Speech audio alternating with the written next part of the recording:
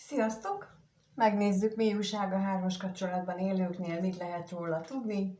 Az én olvasásomban úgy szoktam olvasni, hogy van egy életvitelszerűen együtt élő pár, van egy másik pár, akik nem élnek együtt, viszont ők mégis valamilyen energetikailag kapcsolatban vannak, és a középső személy az a személy, aki mind a két kapcsolatban érintett, és az olvasás szempontjából lényegtelen, hogy van-e neki és neki másik párja. Itt most nem azt fogjuk nézni, úgyhogy most hozzá is kezdünk, és összecserélődtek a kártyák. Már úgy értem, hogy nem így szoktam, nem ezzel szoktam nézni az együttélőket, de most ez lesz, úgy tűnik. És akkor nézzük is azt, hogy az együtt élő párosnál mit lehet a kapcsolatról tudni, hogy vannak ők, milyen az a kapcsolat most, mit lehet arról a kapcsolatról tudni, mit lehet arról a kapcsolatról tudni.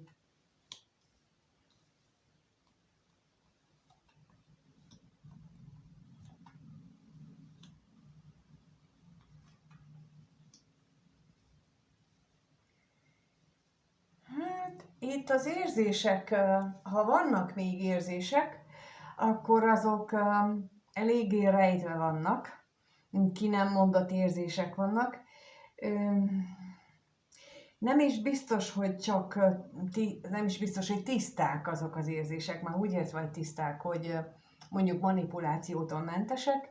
Azt is jelentheti ez a titokzatos érzelmek jelen esetben. Viszont a kapcsolat középpontjában a ház áll, vagyis az az otthon, ahol ők laknak, ahol ők élnek, és annak a megtartása, fenntartása. Illetve mindjárt ott mellette van a gyermek, ahol van közös gyermek, ahol van gyermek a képben, az is nagyon fontos a kapcsolat szempontjából. Viszont nagyon erős a kapcsolatban az, hogy gondoljuk végig. Gondoljuk végig, hogy mi történik itt. Tehát itt mind a kettő részről, mind a társ részéről, mind a középső személy részéről nagyon azon van a fókusz, hogy mi történik ebben a kapcsolatban, gondoljuk végig. Ja, most nézem, hogy talán nem látszik a képben. Igen, így talán már jobb. Szóval, hogy így látszik talán. Szóval gondolkodnak mindenen is. Na nézzük akkor, hogy mit jelent itt a tolvaj.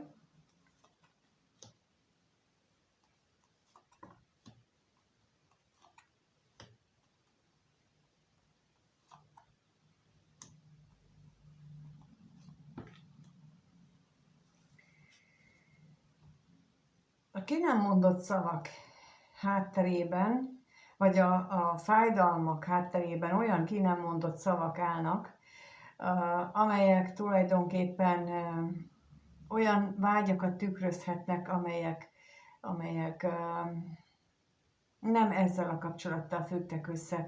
Vagyis jobban mondva, nem tudták beleilleszteni ebbe a kapcsolatba. Itt most akkor arra gondolok, hogy lehettek itt olyan vágyak a korábban, a társ vagy a középső személy részéről, amit a másik személy lehúrogott, és mondjuk emiatt aztán ki nem mondott sérelmek vannak itt a háttérben. Nézzük a gondolatot még.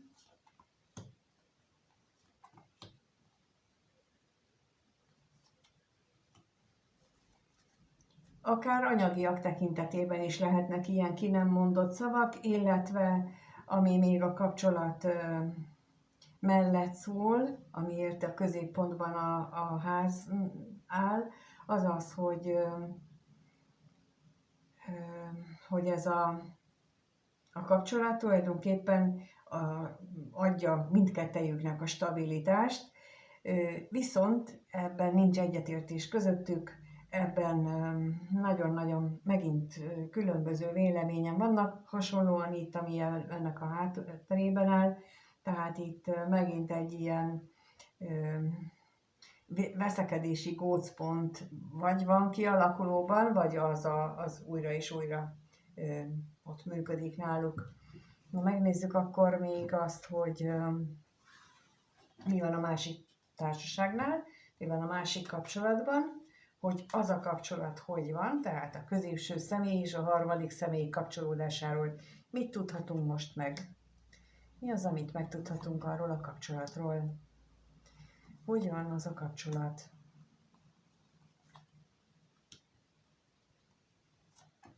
No, milyen érdekes, itt is középre a ház jött ki, tehát itt is nagyon fontos ennek a kapcsolatnak a stabilitása, a kapcsolat megőrzése tulajdonképpen. Viszont itt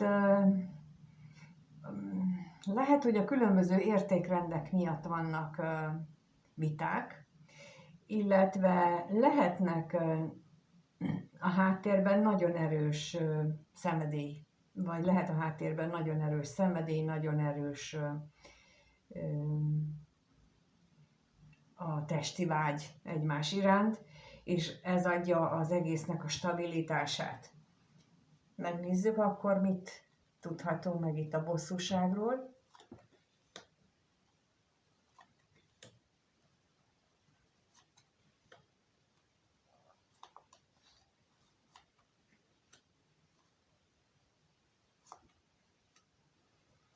Úgy látom, hogy itt valóban úgy van, hogy a vágynak nagyon fontos szerepe van, nagyon erős, ugyanakkor fél is valamelyikőjük, hogy ez túlságosan domináns ebben a kapcsolatban, mármint ez a testi vágy. A hamisságra kérnék szépen még.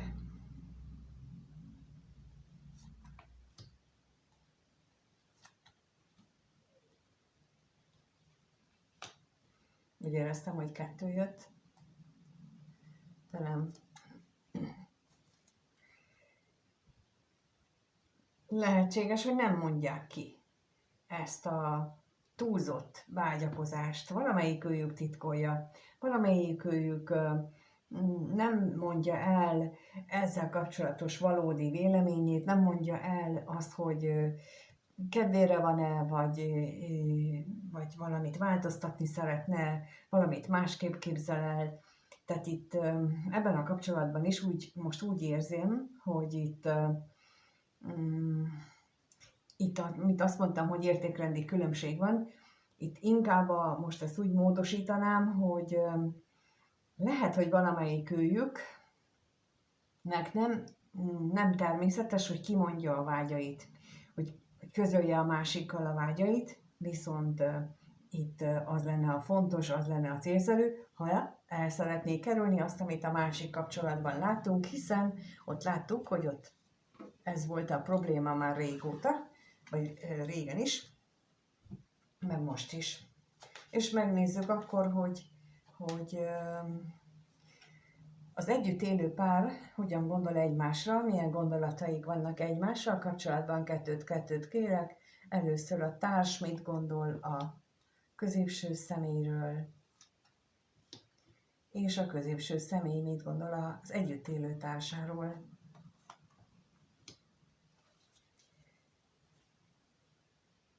Társ az sajnálja ezeket azt, hogy a középső személynek olyan nagyon fontosak ezek a vágyak.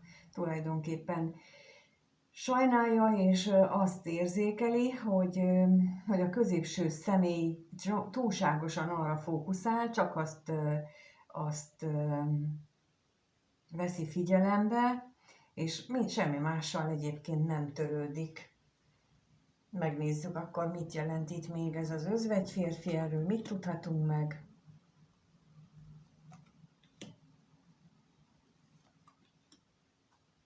Vágyra is.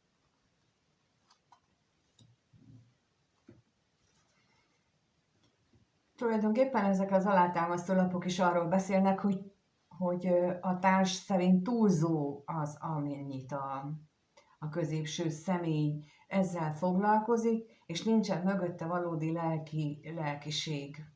Ő így gondolja a középső személynél. És a középső személy pedig a társáról azt gondolja, hogy túlságosan sokat mutat, vagy túlságosan sokat jelent neki így a kapcsolatok, a stabilitása, a kapcsolatról erről való kommunikáció. Lehetséges, hogy a középső személy azt tapasztalja, hogy a társa az mindenkinek mondjuk így, hogy eldicsekszi, hogy milyen stabil a kapcsolatok, meg hogy milyen jól vannak, és olyan, mintha ez a középső személynek már kínos volna. Na nézzük még akkor itt az üzenetet és a házasságot is, hogy erről mit tudhatunk meg.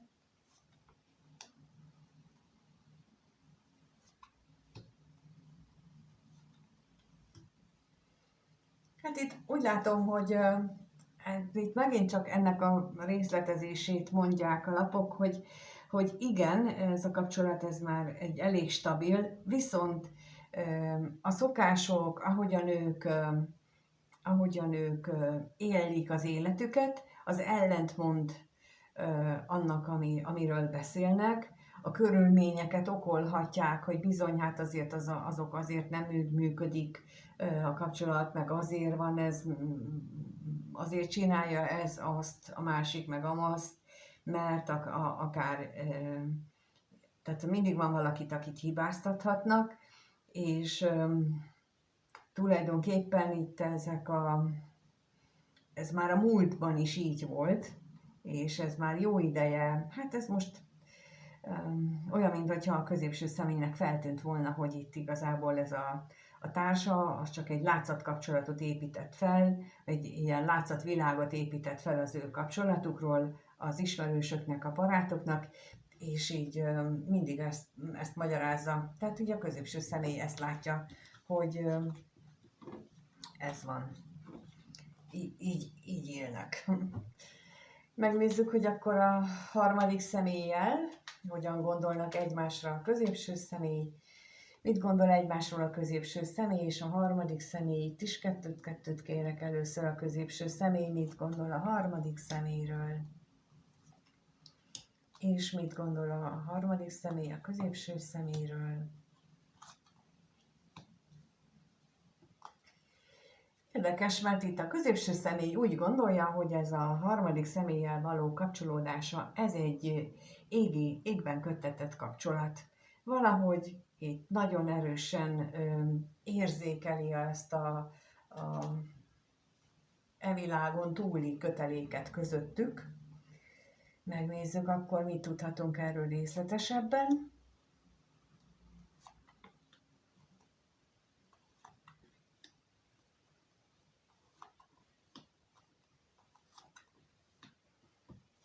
Lehetséges, hogy ő is nem csak azt a vágyat érzékeli, amiről eddig már olyan sok szó esett, hanem sokkal-sokkal mélyebb érzelmeket is megél így a harmadik személy felé, és ez újra és újra megismétlődik benne, sőt, időnként már nagyon zavaró az ő ennél a középső személynél, hogy milyen gyakran megismétlődik ez a mélységes mély kötelék közöttük. Tehát ahogyan ő vágyakozik mondjuk, vagy gondol így a harmadik személyre, tehát hogy ez itt őt már szinte zavarja.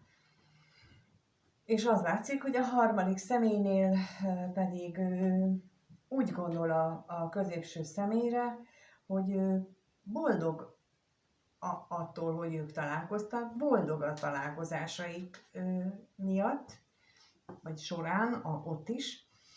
És akkor megnézzük még, hogy mi az, amit tudhatunk itt erről.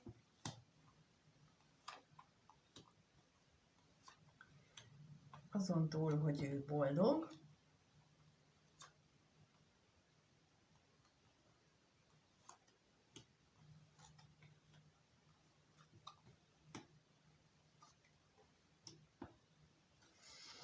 viszont úgy látom, hogy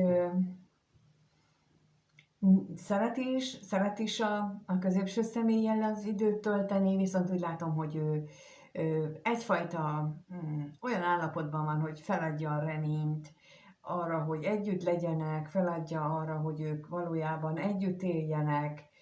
Itt olyan, mint hogyha, mint ahogy mondtam, hogyha van itt közös, vagy egy gyermek is a kapcsolatban, mármint a másik kapcsolatban, akkor azt nagyon is erős akadályozó tényezőnek látja a harmadik személy, és akkor így hiába boldog attól, hogy ők találkoztak, és hogy nagyon jó együtt lenni, mégis ez adja a reménytelenségének az alapját, hogy tudja, hogy itt esetleg a középső személy az a gyermek miatt nem fog más csinálni. No, megnézzük akkor, hogy hogyan éreznek egymás iránt, mert itt azért vannak érzések is, úgy tűnik. Hogyan éreznek egymás iránt, ezt nézzük meg. Kettőt ismét, az együtt élő pár mit érez egymás iránt. Először a társ hogyan érez a középső személy iránt. És a középső személy a társ iránt.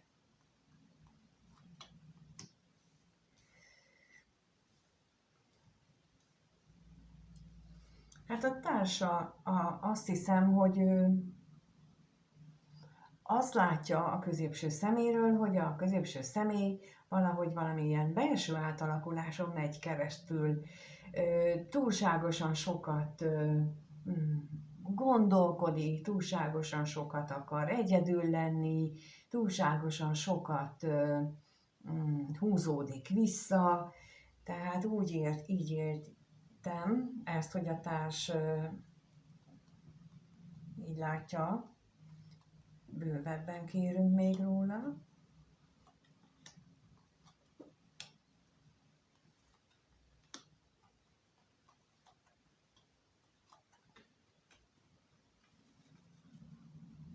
Nem akar részt venni azokban a dolgokban, amiben régen, kihúzza magát, gyakran szomorú, gyakran nem találja a helyét, szóval, hogy ilyen különös viselkedése van mondjuk így a középső személynek, ezt gondolja a társ, vagy ezt érzi a társ a középső személlyel kapcsolatosan. Miközben a középső személy pedig azt érzi, hogy ez a kapcsolat volt az ő vágya. Erre vágyott egész életében, ezt a kapcsolatot akarta, és ő úgy gondolta, úgy érezte, hogy ez így nagyon is jó kapcsolat. Még nézzünk róla valami bővebbet.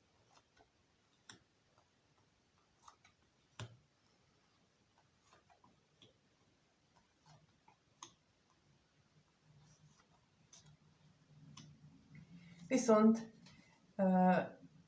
ez a múlt lehetett, hiszen most már itt megjelentek a bővebb lapok között az, hogy ez a vágyában teljesen elbizonytalanodott, hiszen sokat gondolkodott rajta, és azt látja, hogy üres, kiürült ez az egész.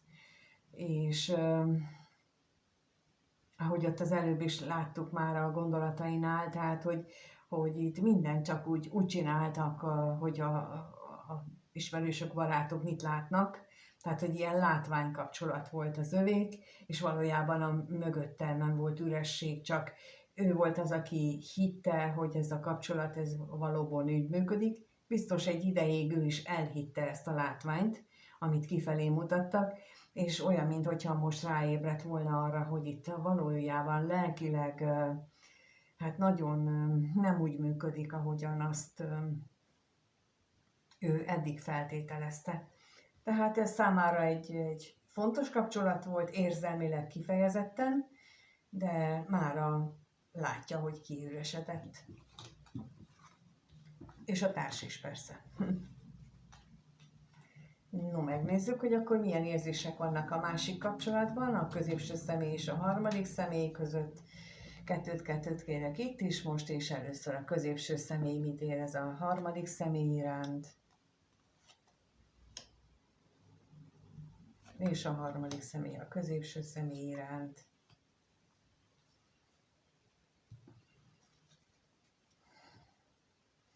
Itt olyan, mintha kommunikációs távolságtartás lenne. Lehetséges, hogy a középső személy az, aki kevesebbet hajlandó kommunikálni, de az is lehet, hogy a harmadik személy az, aki nem túl kommunikatív ebben a kapcsolatban, és ez úgy tűnik egyelőre, mintha ez rosszul esne, vagy furcsa lenne a középső személynek. Megnézzük akkor, hogy miért érzi így.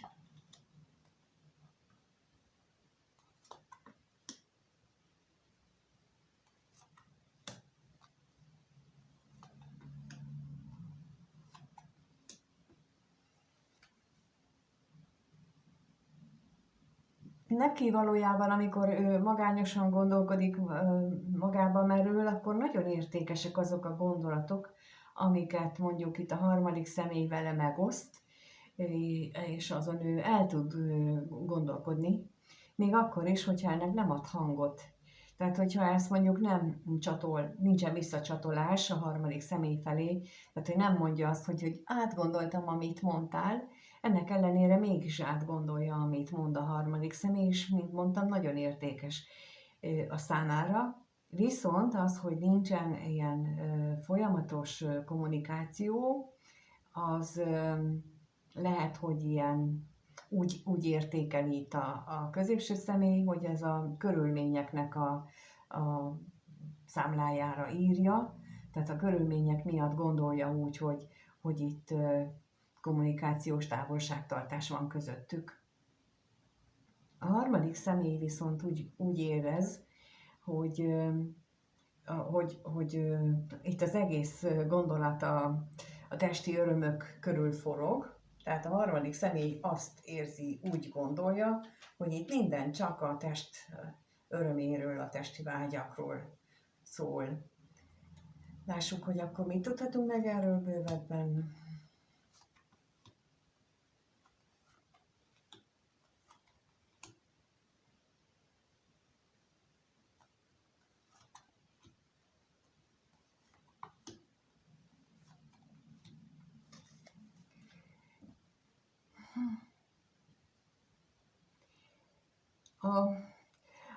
Amit minden csak a testi vágyakról szól, viszont itt lehetnek olyan elhallgatott dolgok, amelyek az előbb is már kijött ugye a gondolatoknál, hogy ezen a téren nagyon eltérő lehet az ő nézőpontjuk, az ő hozzáállásuk, és talán pontosan ezért érzékeli ő azt, hogy itt kellene változtatni, és az előbb is a harmadik személynél jöttek ki ezek a dolgok, tehát itt nagyon fontos lenne, hogy itt a harmadik személynek kellene magában tisztázni ezeket a dolgokat. Biztos, hogy neki van dolga ezzel a területtel, hogyha ő is a társhoz hasonlóan úgy gondolja, hogy a középső személynek túlzottan nagy a testi vágy igénye, mert itt akkor, mint ahogy az előbb is mondtam, itt ez nagyon könnyen elcsúszhat, tehát nem véletlenül jött az életébe egy ilyen kapcsolat, ahol ezt dominál, vagy ez domborodik ki, és akkor a harmadik személynek itt azt érdemes végig gondolni, hogy volt-e már ilyen, aki nagyobb étkű volt a társa, mint ő maga, és akkor ennek mi lehet az oka, és akkor ilyen jellegű kérdéseket kellene magába föltenni, mert itt erről van szó, főleg, hogyha ebből a kapcsolatból még szeretne is valamit kihozni. Na lássuk.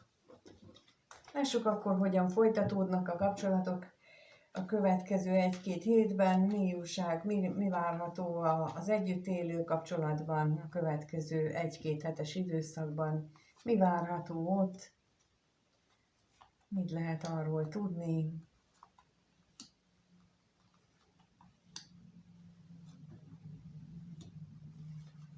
Hát az érzelmek, úgy látom, azok teljesen padlóra kerülnek. Szinte nem is lehet érzelmekről beszélni, ott annyira nagy az érzelmi veszteség. Anyagiak lesznek a középpontban is, megint csak a gyermek, mint ahogy a legelsőnél kijött, illetve a stabilizálódás az, hogy minden ketten valószínűleg félnek a komfortzónájukat elhagyni, félnek feladni a biztos, az ismerős körülményeket, nem mennek változtatni. Ebben a világban, ahol az Uránusz az ikrekben jár, ezt a luxus senki nem engedheti meg magának, mert aki nem változtat, az ki fogja onnan ebrudálni előbb-utóbb azon az életterületen, ahol neki az ikrek jegye van. Úgyhogy itt nagyon fontos lenne, hogy ezt mindenki megnézze magának, hogy mindenki pontosan tudja, hogy mind kellene, hol kellene változtatni, nekik is kellene tudni, mert itt ez a taktika, ez ideig, óráig fog nekik működni. 2 hétnél lehet, hogy tovább, de nem tudni meddig. Na, megnézzük akkor, hogy mi ez a veszteség.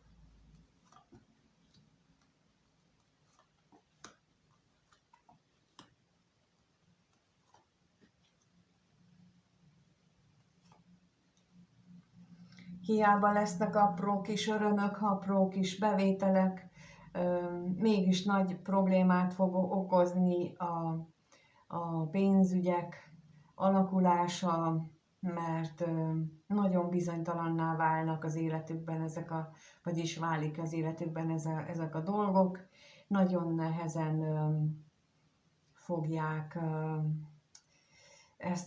ezt a részt menedzselni, azért is van itt a középpontban, úgyhogy én azt gondolom, hogy itt a komfortzóna féltés és az anyagiak miatti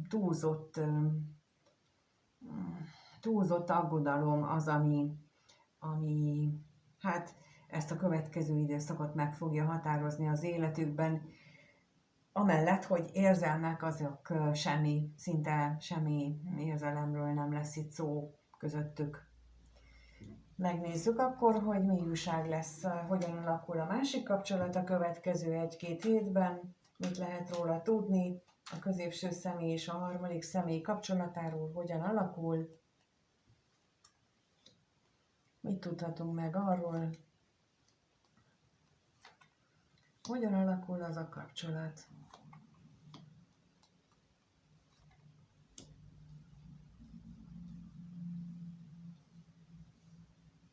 Hát itt a találkozások miatti félelmek, a reménytelenség, a bizonytalanság, anyagi bizonytalanság itt is, tehát ugye már az előbb is kijött egyszer valahol, hogy a középső személynek nehezére esik, vagy hát problémás itt az anyagiak, és a következő időszakban nem csak a másik kapcsolatban, hanem ebben is megjelenik, erre is hatással lesz az, hogy az anyagiak valószínűleg a középső személy részéről nem úgy alakulnak, ahogy azt szeretné, és ez a félelem, ez erre a kapcsolatra is hatással lesz. Lássuk még itt a féltékenységet.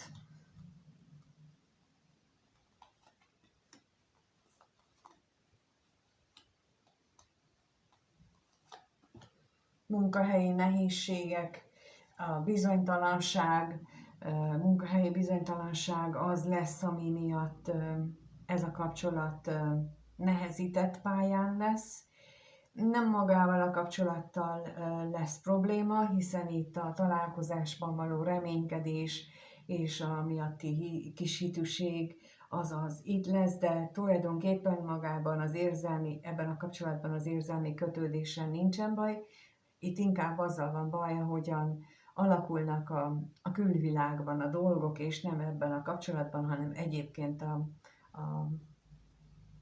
a párnak az egyéb életterületein. Hát ennyi az, amit most 3-as kapcsolatról csináltam. Ez egy kicsit rövidebb, kicsit talán másabb, mint amit szoktam. Úgyhogy köszönöm, hogy itt voltatok, és megnézitek.